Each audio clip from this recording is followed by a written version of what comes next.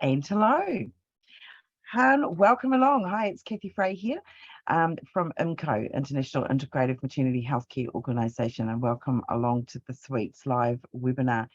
And a very big welcome to Corina Fitch. Corina, say hello. Hi, thank you for having me. Corina is going to be talking today about that whole holistic view of childbirth, and how does how does everything impact? And I know that Corina's got a very interesting background. In fact, for those of you who are midwives and heard of Ina May Gaskin, in fact, you're probably not a midwife and haven't heard of Ina May Gaskin in the farm in Tennessee, and that is where Corina is coming to us from today, because that's where she lives and works. So very interesting, and I'm going to allow her to explain more about her background. But what we're talking about today is really the whole life-changing event that occurs. Birth is not just spirit. Well, it's spiritual, it's physical, it's psychological, it's emotional, it's very mental. It involves every aspect of us, of our person, and usually for us women in ways that we've never dealt with before. It's an amazing experience, and so I'm going to have a little bit of a holistic lens view of birth as that sort of rite of passage, initiation into what is a much longer and larger process, termed, which you may or may not have heard of matrescence. So I'm going to allow Corina to go into more detail on all of that. But welcome along. And sorry, I'm just going to click on here. So I'm going to hand over to Corina, and she's got a PowerPoint presentation that she's going to go over. And if you have any questions, please do enter them into the Q&A button, which is usually down the bottom. And we'll absolutely make sure that we get those answered. And so I'll hand on over to you, Corina. All right, thank you so much. Can you see the slides? Yes, perfect. Okay, great. So as was mentioned, I will be presenting on the holistic view of childbirth and its impact on the course of labor. And just a little background about me: I was born here on the farm, actually out in the woods in a bus, which was where we lived at the time, in the community known as the farm, which has been made famous by Ina May Gaskin for her best-selling book, Spiritual Midwifery. So this is me here, the little blonde girl, and my father to the right, my mother to the left.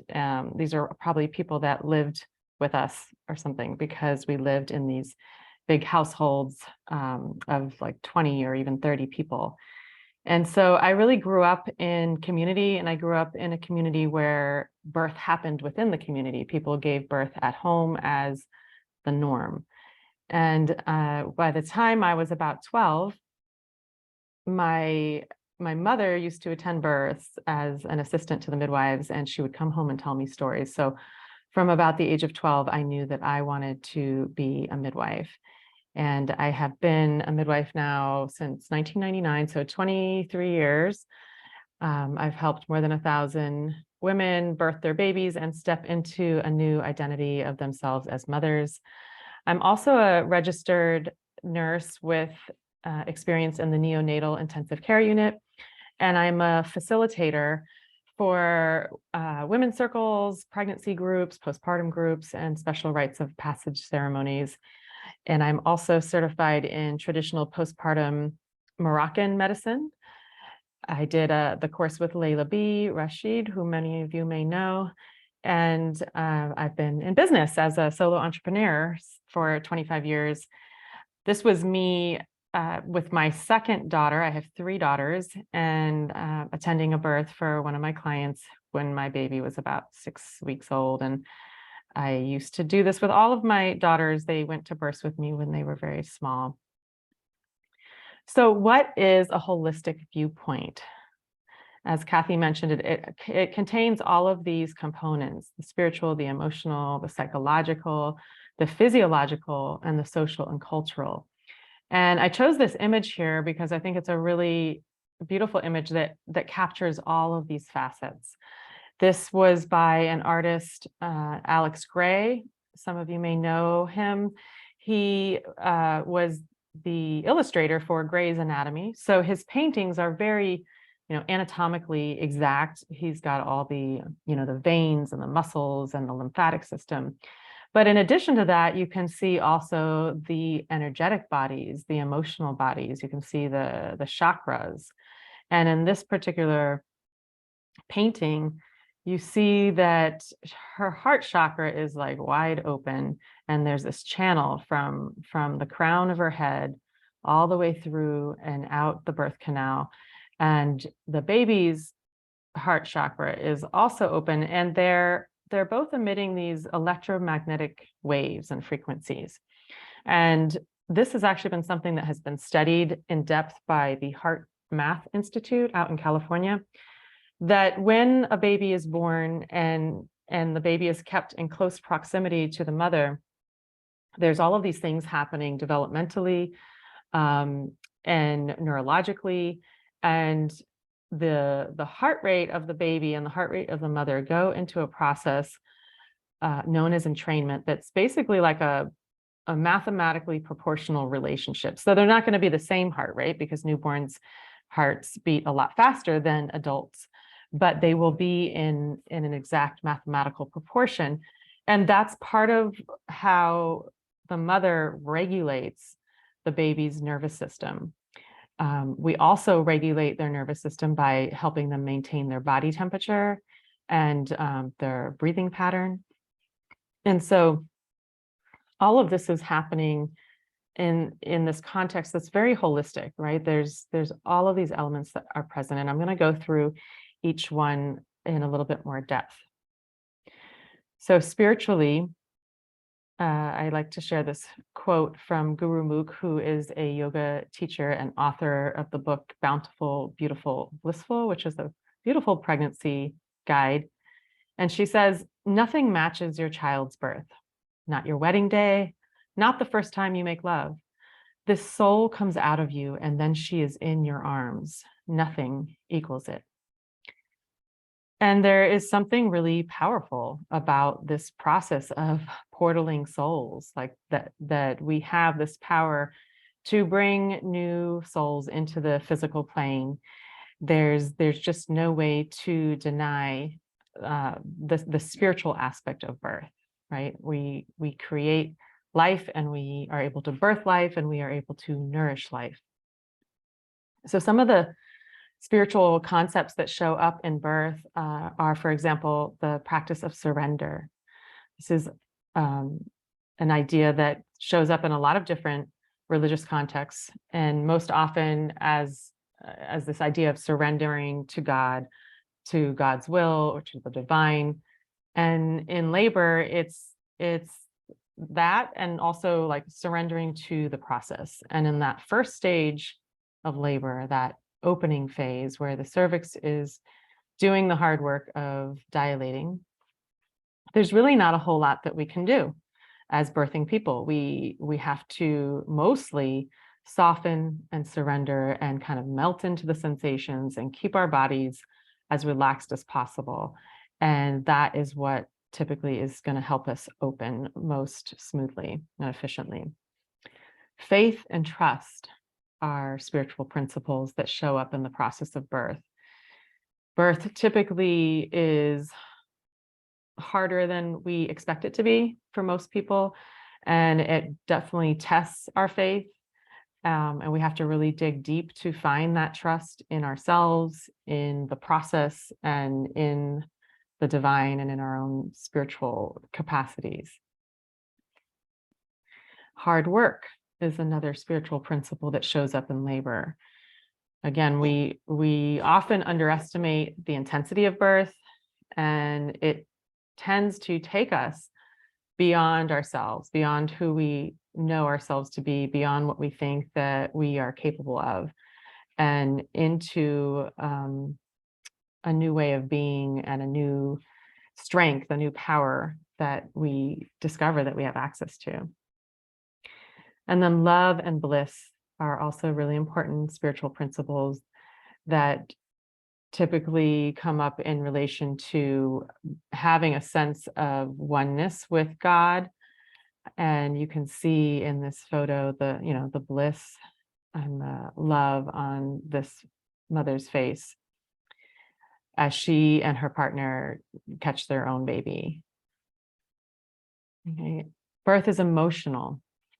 There's a lot of different emotions that can show up in the birth space, including all of the ones listed here. So particularly for first-time moms, but really for any mom in the birth process or just before the birth process, they might experience some fear and anxiety as they're entering this unknown. And then there's the excitement and the joy of knowing that you're going to meet this little person that you've been gestating now for 9 months or 10 months. And it's a very exciting moment to be on the precipice of meeting them.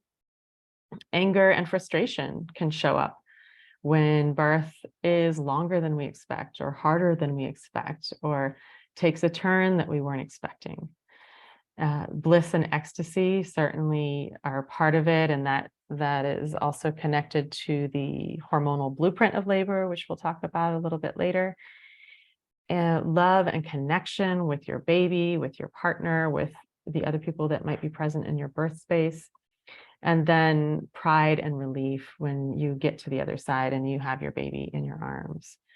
So deeply emotional, and that the emotional facets can really impact the course of labor. And I'll share like a short story of a client I had several years ago who was having her second baby. And her first daughter was about 3 years old. She was super connected to her daughter, and she was having a really hard time wrapping her head around how she was going to become a mother of two and how she was going to have, enough energy and enough love really for 2 children. She just couldn't imagine her heart having that capacity. And so her labor was very interesting. On several occasions, she started her process and she was having very regular contractions, and I would show up at her home and I'd spend some hours with her, and then everything would stop. And this happened several times over a 2-week period. And the final time that I left her, she was like 7 centimeters dilated, but nothing, like contractions completely stopped. And so finally she was in the shower between that day and the day that she gave birth. She was in the shower and she started to release a lot of tears, and her mother came in and said, "What's wrong?" And she said, "Mom, I don't love this baby."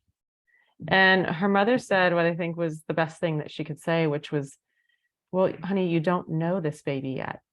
And before your first daughter was born, you didn't know her either, and you fell in love, and the same thing's going to happen with this baby." And that seemed to be the thing that shifted her. And then she went and had her baby very quickly, and I barely made it. But that just goes to show how much the emotional facets can control the process of labor.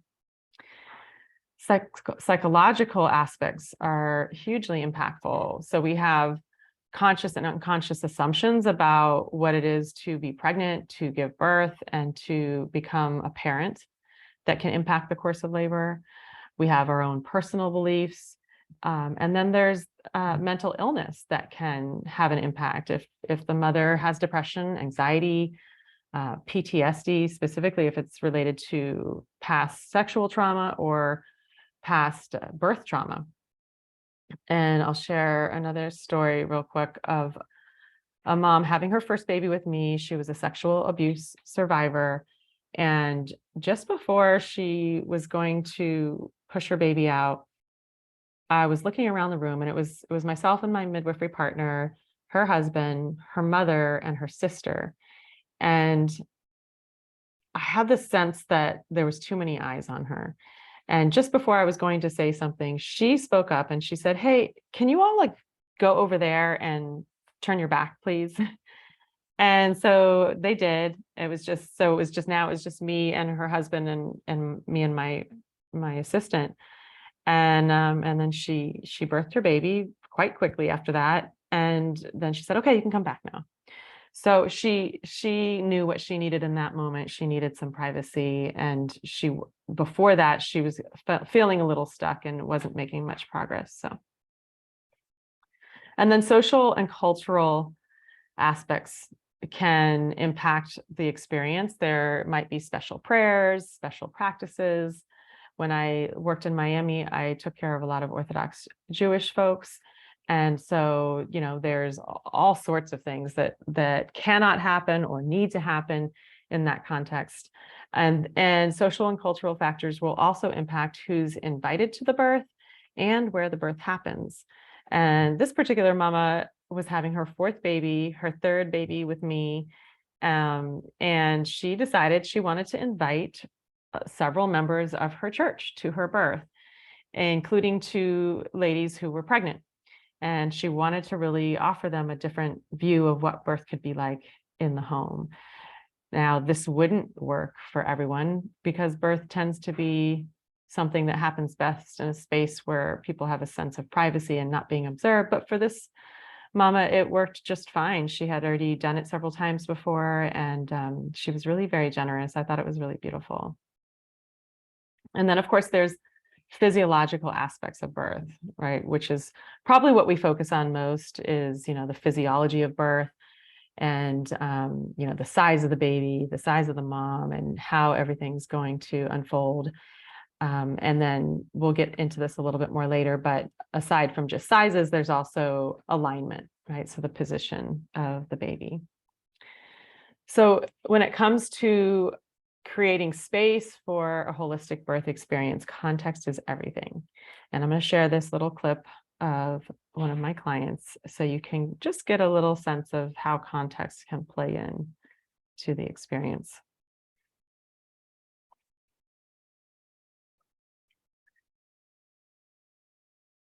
So she's chosen to birth in her own home, which is part of the context. You see, she's made it very celebratory with balloons and welcoming signs. Sorry, I'm going to turn it down a little bit more. And drawings from her older daughter. This was her second baby and her first home birth. And it was a very intimate space. She had just her husband and myself, my birth assistant, and her daughter. So the water is also part of her context. Being in the warm water helps with relaxation, sense of calm, helps to increase the endorphin levels. She has candles, so dim lighting is really conducive to labor progress because of the way melatonin works with oxytocin, which is why the fluorescent lights that are often part of the hospital environment are not very conducive to the progress of labor. And then even what we're doing for her, the massage on her back, the counter pressure, this is all part of her context.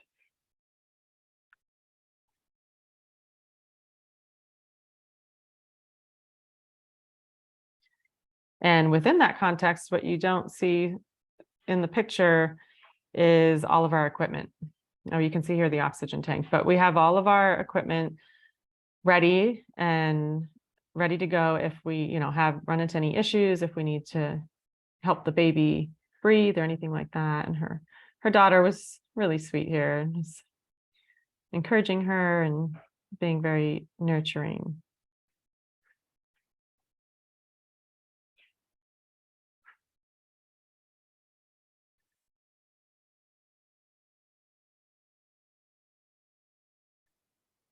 So she just found out her baby is right there.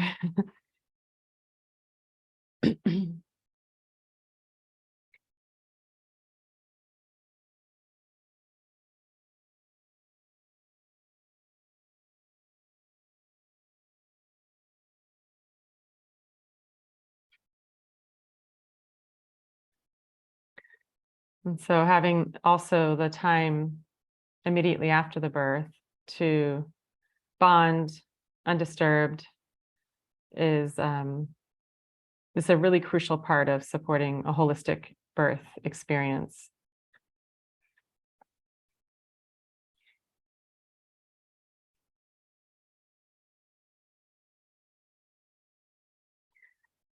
So then the question becomes, how do we as providers create a space where this kind of birth can happen?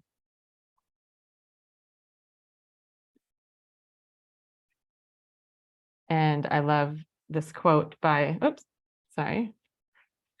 Michel Audant, who is a famous French obstetrician that was trained by midwives. And he says, you cannot help an involuntary process. The point is not to disturb it. So I think that is probably the most crucial aspect of holding space for holistic birth, is to disturb it as little as possible. And the way that we can do that is through an approach to pregnancy that is very hands-on. So there was an article back several years ago by a midwife. I'm forgetting her first name, but I believe her last name was Morningstar. She was a Lakota midwife.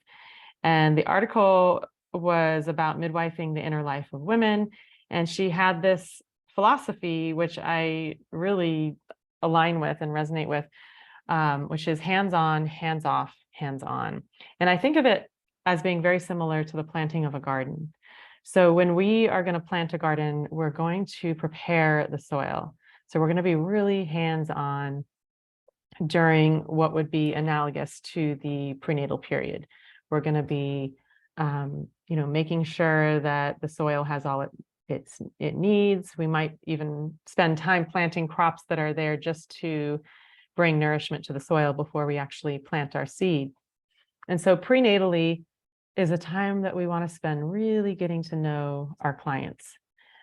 So not just her medical history, her social history, but also what are her dreams for this birth? What are her fears? Everyone has their own personal things that they fear and that they dream about their birth, and they also have things that they need to know that somebody else might not need to know in order to birth with confidence. So the time that we invest prenatally is invaluable when it comes to the time of the birth, because I think the biggest purpose in the prenatal care is to develop that relationship of deep trust with our clients.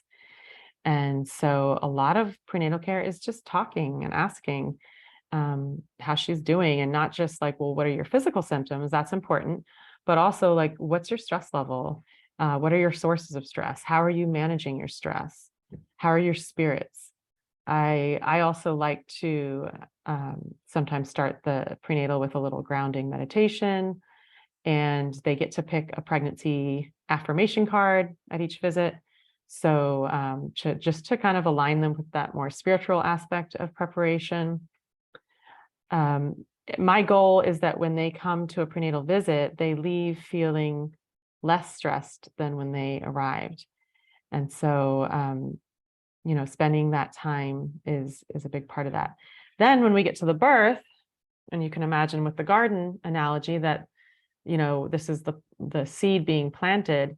Once that seed is planted, then we're really hands off, right? Where we have trust and faith that seed has the genetic blueprint to know how to grow into a sunflower or an oak tree. And in the same way, we know that birthing person has the genetic blueprint that knows how to birth, that her body knows how to birth. And so we're really there just to hold space, to make sure that everything's going smoothly. But mostly we're stepping out of the way and allowing this involuntary process to unfold. And then when it comes to postpartum, we're back to hands-on. It's like the harvest season. You're back to hands-on. You're out there in the fields and you're doing your harvesting. And postpartum is a really, really important time that needs support, and not so much medical support as it needs emotional support and community support. Because just as that baby, that newborn, is going through a critical developmental process, the mother is as well. She's going through all sorts of changes, right, during that time. And so so that postpartum care is extremely important as well. So when women become mothers, there are all of these changes that happen. So this is, again, holistic, right? Spiritual, psychological, social, emotional, physical, hormonal, and brain changes. And what I find really, really fascinating is that when a woman gets pregnant, before she could even get a positive urine pregnancy test, she could have an MRI of the brain, and they could tell from the scan that she was pregnant, because that's how early the brain starts to change. And so when we're experiencing change on this multitude of levels, what that boils down to is that we're going through a major transformation of identity. And there's a word for this process, and Kathy mentioned it in the intro. That word is matrescence. So some of you may know that word. For some of you, that may be new. The word was actually coined by an anthropologist back in the 1970s, so 50 years ago. And yet most people have not heard of this word. And I think it's a really, really important thing for us to know this word and to name this process, because that's how we're going to be able to really holistically support it, right? If you look at the word, it carries the same root as the word adolescence. And so when we go through puberty, we're going through all these same changes. And because we've named it and we're aware of it, we can do our best as a culture to support, our children that are going through puberty. But with matrescence, which is like probably 10 times more intense than adolescence, most people have never heard of this word. And so how do you support a process that is unnamed and therefore invisible?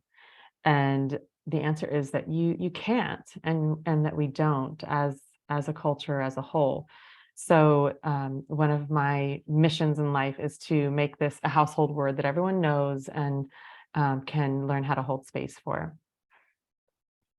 This is a quote from Dr. Aurelie Athon, who is a clinical psychologist at Columbia University and who has really brought matrescence to the forefront again. And she says, understanding that motherhood is the psychological and spiritual birth of a woman is the greatest story never told. It makes a tremendous difference. We can see in ancient cultures that were meant to be handed down information as we move through these stages of life. Those who have done it before need to pass down the knowledge to those who have yet to do it.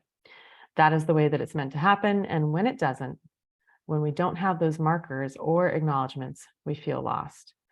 And I think that is what we're seeing now in terms of the maternal mental health crisis. And so such a high incidence of depression, anxiety, PTSD during pregnancy and postpartum is that we don't have these acknowledgements, and this information isn't being passed down in the way that it has been for many, many thousands of years. So one of the ways that I combat that is by doing community care. So every month I do a group prenatal, and this allows pregnant people to come together and be together and share experiences. Each month we look at some aspect of matrescence, whether it's pregnancy, birth, postpartum, and we explore it. And there's a question that's offered, a reflection question that each person gets to answer. And through that process of sharing, they learn so much, and I learn so much every time. And you can see from the smiles on their faces what joy it brings to come together. We know that when we come together in this way, we release oxytocin, which is a big player in the birth process. And it's a great hormone to be flowing through your system because it creates a sense of connection and bonding and safety. And then the other piece that is important is the acknowledgement piece, right? So there's all sorts of ways that we can acknowledge pregnant women and people. In these photos, these are of a mother blessing ceremony that was offered to me by my community at the birth of my third child. And some of the practices were borrowed with great respect and honor of the Navajo tradition of the blessing way ceremony, such as the washing of the feet and the offering of a blessing and a bead that's then strung together on a necklace that you can wear whenever you want. You could wear it leading up to your birth, you could wear it during your birth process, or you could just have it hanging somewhere as a tangible reminder of the support of your community. And then the labyrinth in the second picture is something that I'm very fond of using to prepare people for birth.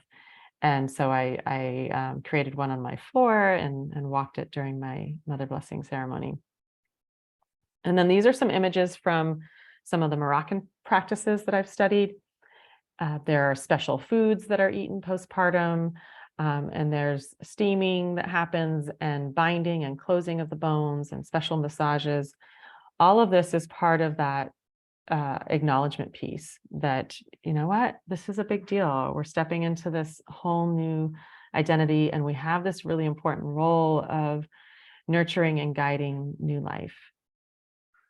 So ecstatic birth is something I want to share about because it's really important to holistic birth. And I kind of see it as one and the same.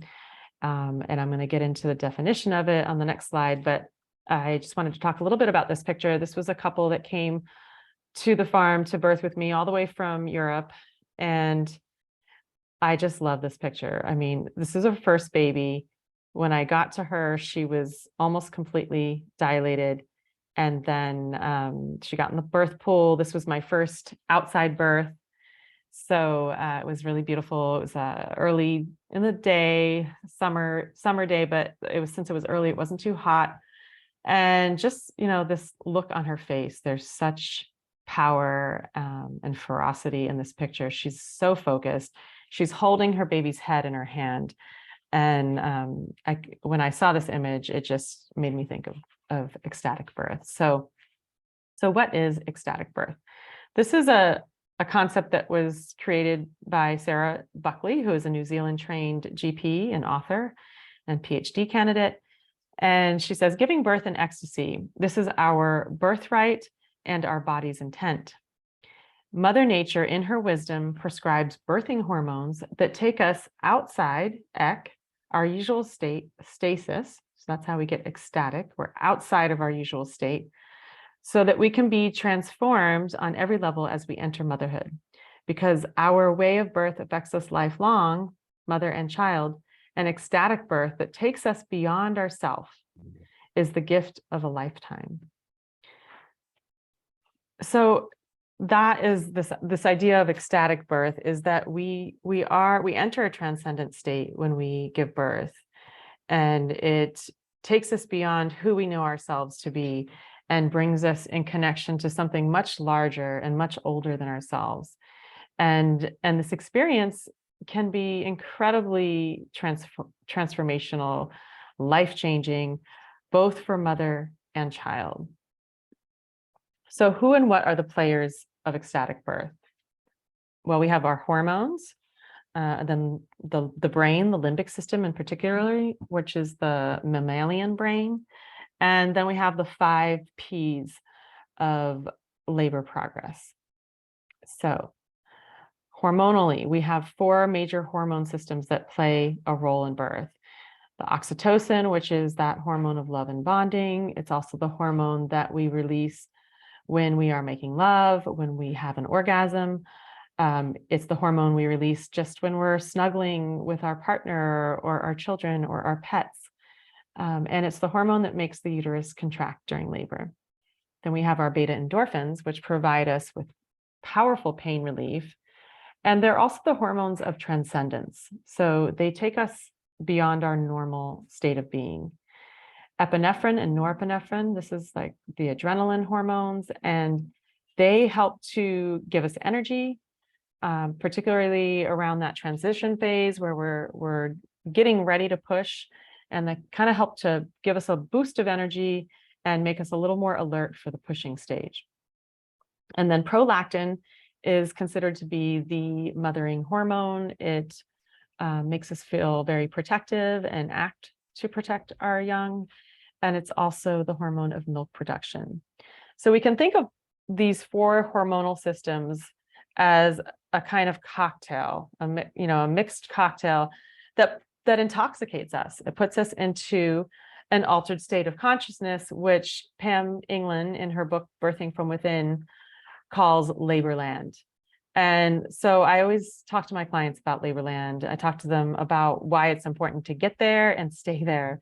Because when you're in Laborland, you are just in this flow state. Everything's working, the hormones are doing what they need to do, your body's doing what it needs to do. And it's just this beautiful unfolding. We are not meant to navigate the intensity of birth in our normal everyday consciousness. And so the other piece is the brain. So we have like 3 brains. We share the reptilian and the mammalian brain with all other animals. Well, yeah, with all other animals. So the reptilian brain is really about flight or fight, survival instinct, being able to protect ourselves. And then the mammalian brain is very much related to emotions, connection, and reward. That's our limbic system, very ancient system.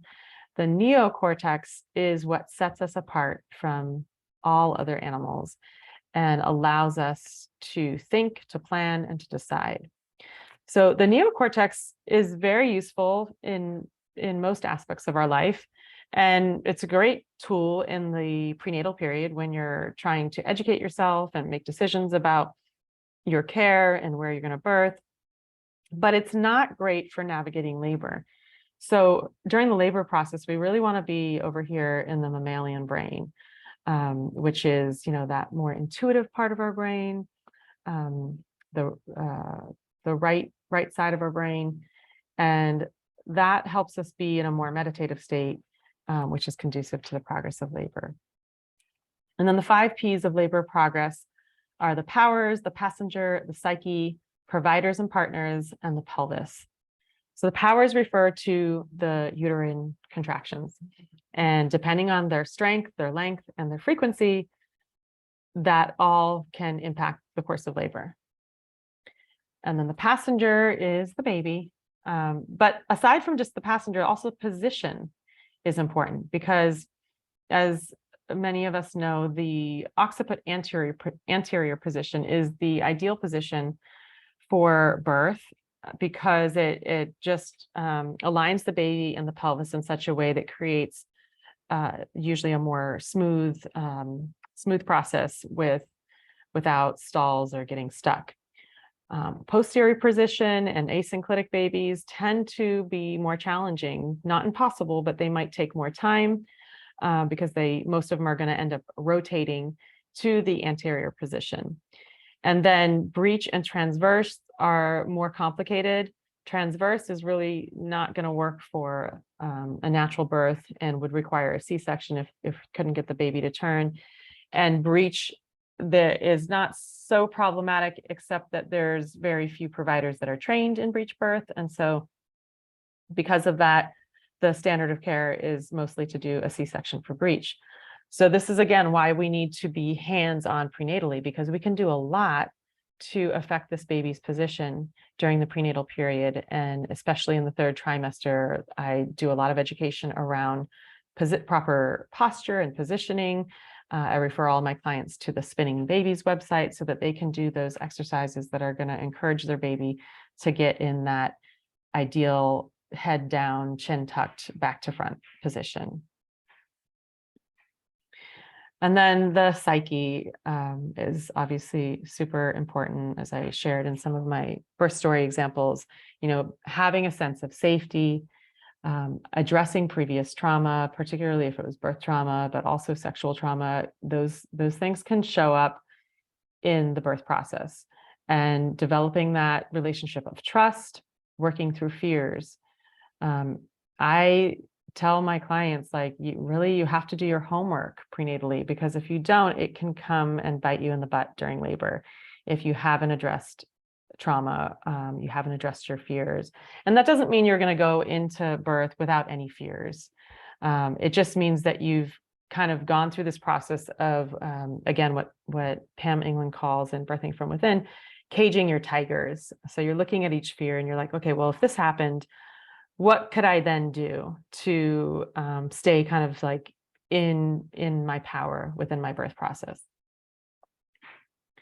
And then providers and partners, having that trusting, loving relationship with your provider and with your partner is hugely important. If you don't trust your provider, if you don't feel safe with your provider, then I highly recommend that you find another provider. Even if you're quite a lot far along in your pregnancy, it's really worth it to be with somebody that you feel safe with. And I would say the same about partners. And then pelvis is the last player. And I would say this is the most insignificant piece, really, because in my 23 years of practice, I can say that I've only seen one true case of cephalopelvic disproportion where the baby's head was really too big for that mom's pelvis. And every other time that's been used as a reason in my practice for a C-section, it had much more to do with other either psychological factors or the baby's positioning than it did, a pelvis that wasn't quote unquote good enough or big enough. And then of course, the mother having free range of motion can affect the diameters of her pelvis. And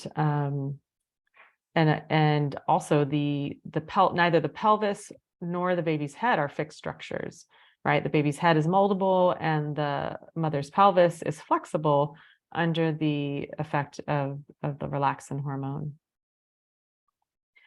So I want to begin to close with first showing this brief clip of a birth that happened over the summer. And this was a first-time mom at complete dilation, giving birth, and you'll see how she does it. I think this is a really beautiful example of ecstatic birth.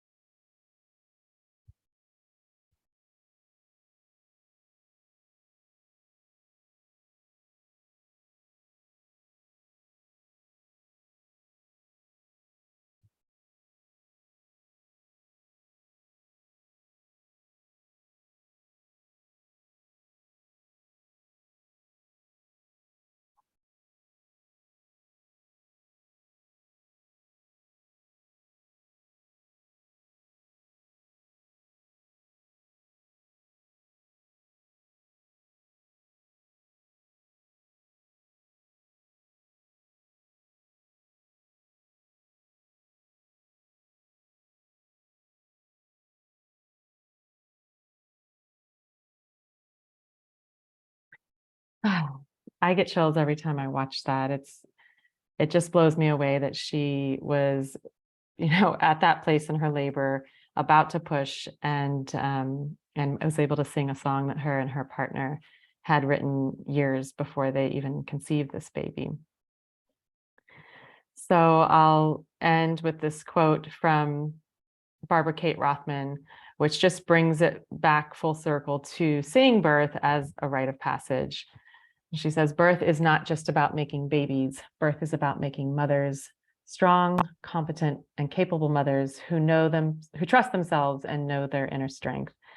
And I think when we see birth as this rite of passage, as this initiation into this much larger process of matrescence, then we can truly hold space for its holistic nature.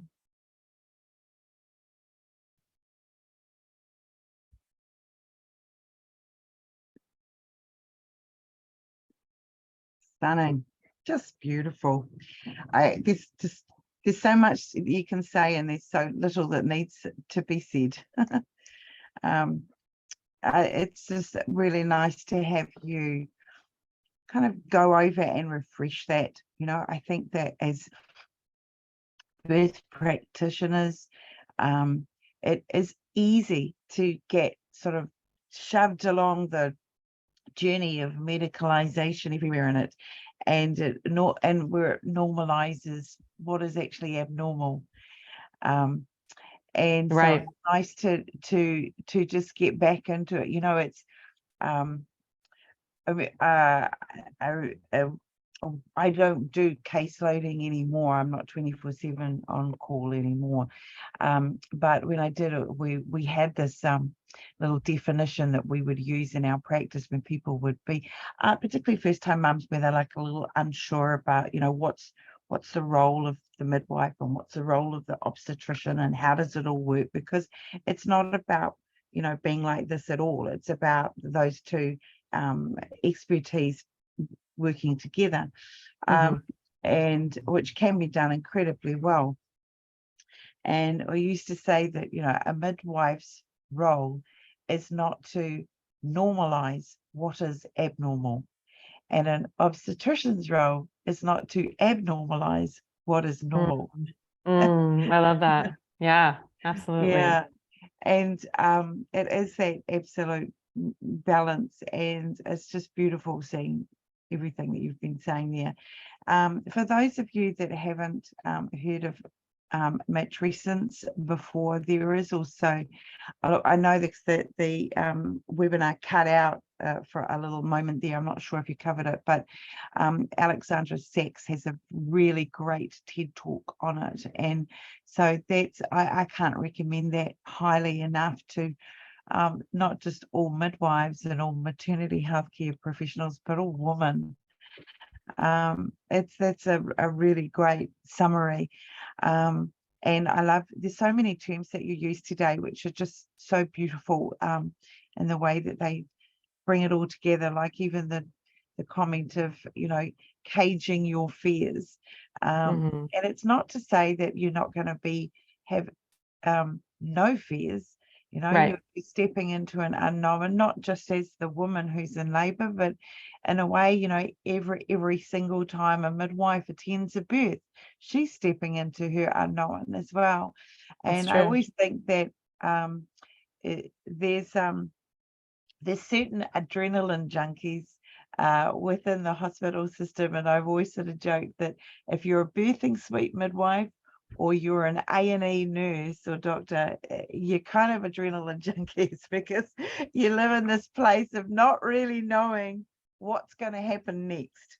And, people can thrive in that, and but it is about caging those fears so that they don't take over everything.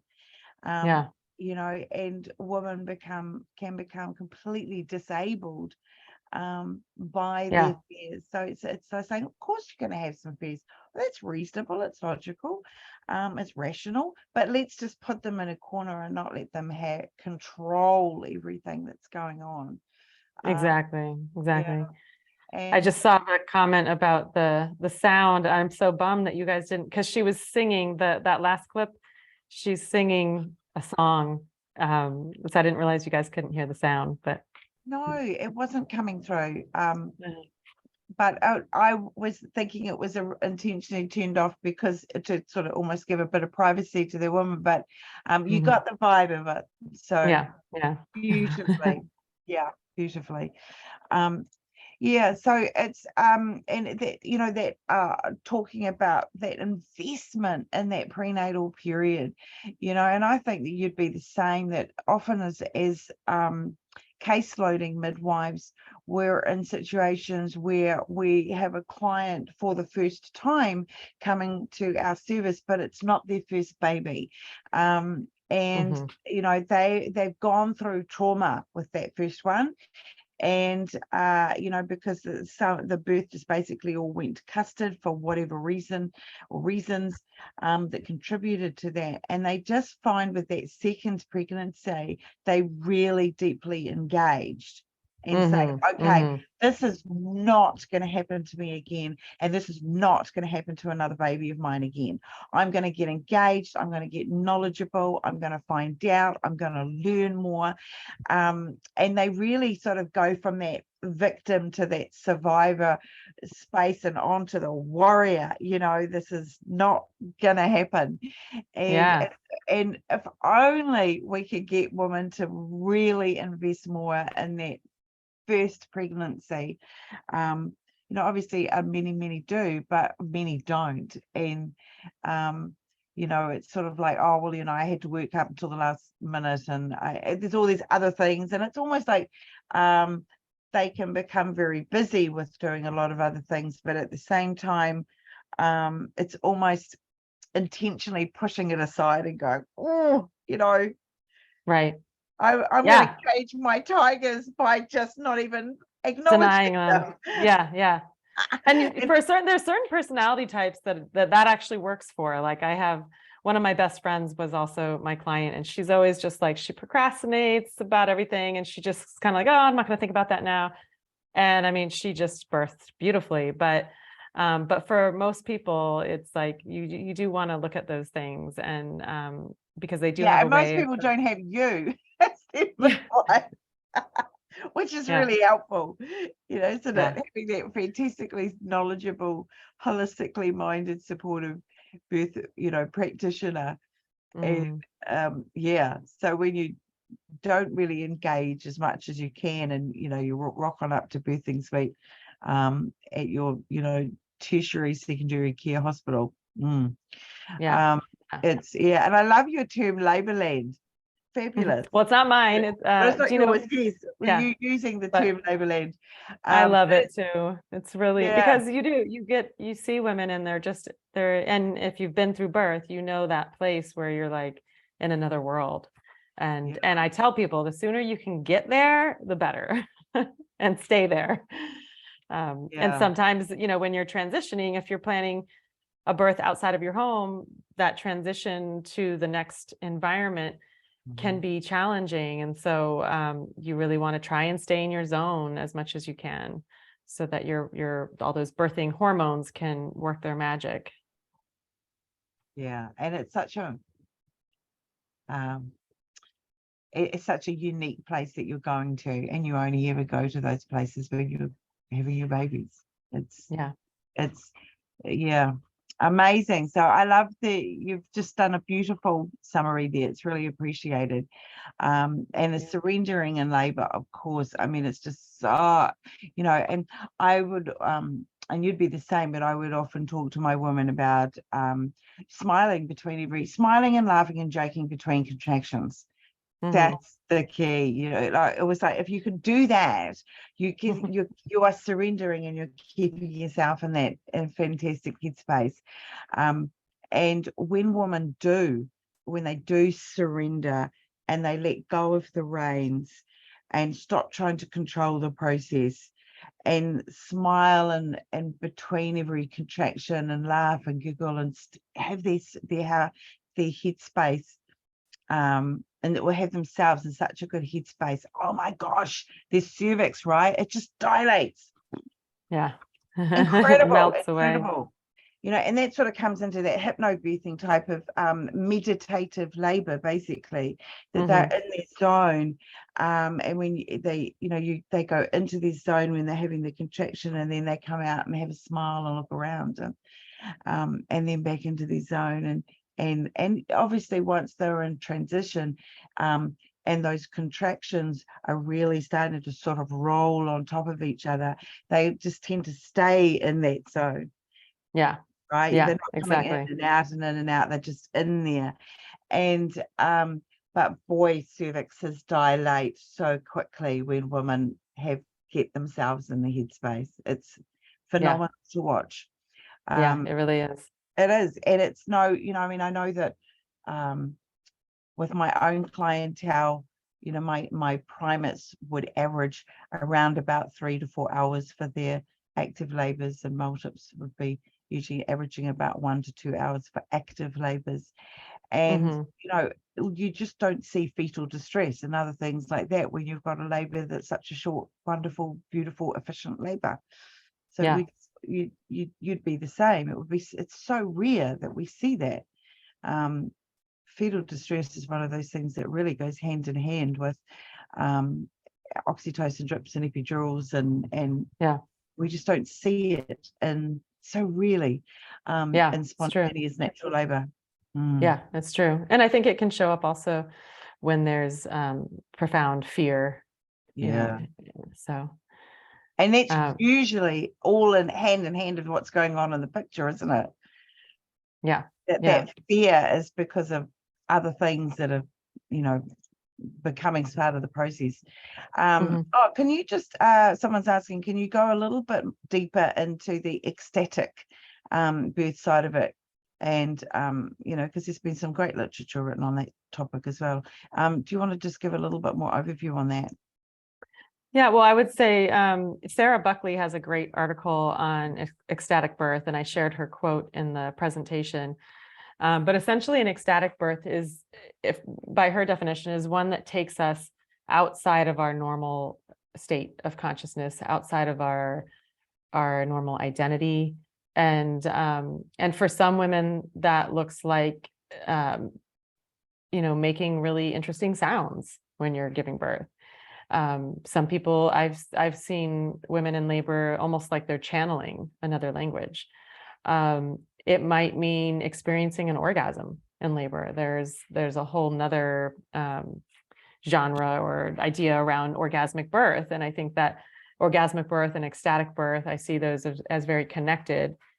Because it might not be so much that you actually experience an orgasm as it is that it feels orgasmic in that it's so deeply satisfying, and you're so deeply connected to your own body. But yeah, as far as Sarah Buckley describes it, it's really about being outside of your normal state. So ek is like outside, and then stasis is your normal state.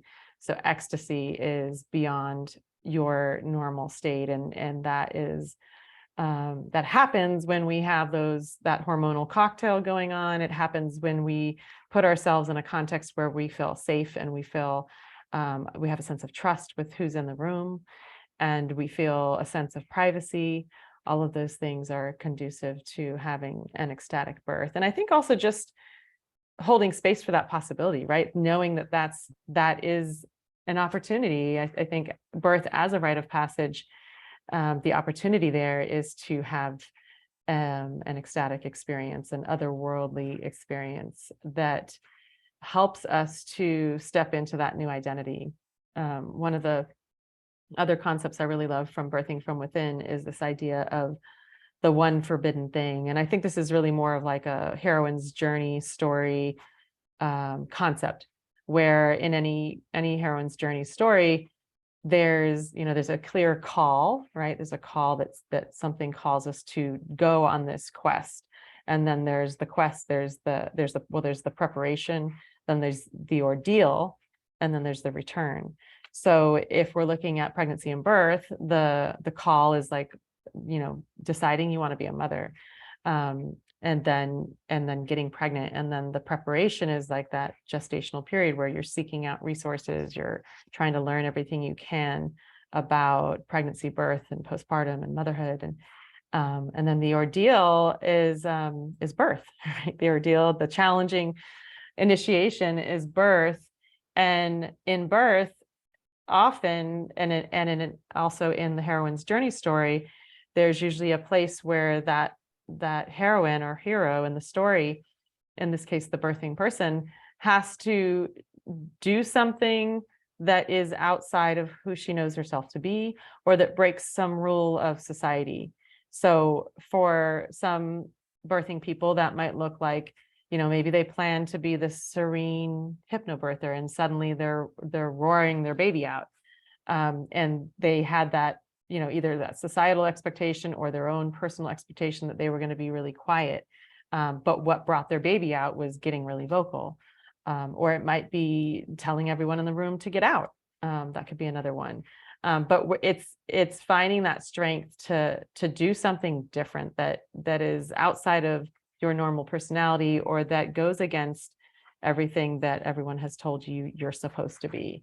And that's a truly transformational choice that can be made, and that I see being made over and over again in birth. And it's just such a pleasure to witness that.